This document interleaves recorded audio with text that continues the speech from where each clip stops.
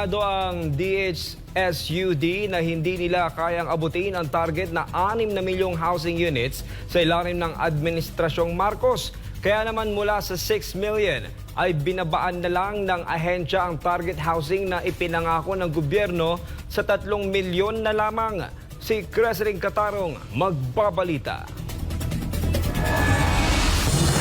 Sa 2 taong panunungkulan, bigo ang Administrasyong Marcos, natuparin ang ipinangakong 1 milyong pabahay kada taon para sa mga Pilipino. Ang pambansang pabahay para sa Filipino Housing o 4PH project ng pamahalaan ay naglalayong magtayo ng 1 milyong housing units taon-taon o 6 na milyong pabahay hanggang 2028. Sa Persona briefing nitong Lunes, aminado si Department of Human Settlements and Urban Development Secretary Jose Rizalino Acuzar na mahihirapan silang makumpleto ang target na 6 na milyong housing units sa ilalim ng Administrasyong Marcos. Sa ngayon, mayroong 40 projects ang DSUD na under construction sa iba't ibang lugar sa bansa, nakatumbas lamang ng 140,000 units. Patagal nga eh. Kaya nga, yung ipinangako namin na 1 million, ang nangyari 140,000 lang. Kasi nga, ganun katagal yung funding pag ginawa mo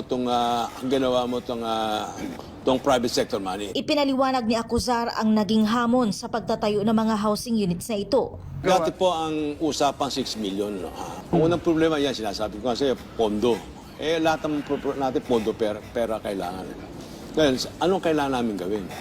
So, umanap kami ng mga formula. Kamukha natin interest subsidy, lahat. Nabuo na. Magbibigay na yung gobyerno interest subsidy, pumasok na yung pag-ibig, nagkasundo-sundo na kami. Ang isang problema namin, yung magtatayo, yung construction. Binanggit din ng kalihim na mahirap para sa kanila na maghanap ng mga idle lands kung saan itatayo ang mga unit. Sinabi ni Acuzar na kulang sa idle lands ang mga urban area o lungsod kung saan pwedeng magtayo ng mga housing unit. Ibinahagi rin ng kalihim ang nararanasang pagkaantala dahil sa proseso ng pagbid. Dahil dito, ibinaba ng DSUD ang kanilang housing target mula sa dating 6 na milyon ay magiging 3 milyon na lamang ang target na pabahay ng pamahalaan. Para sa Diyos at sa Pilipinas kong mahal, President Qatar.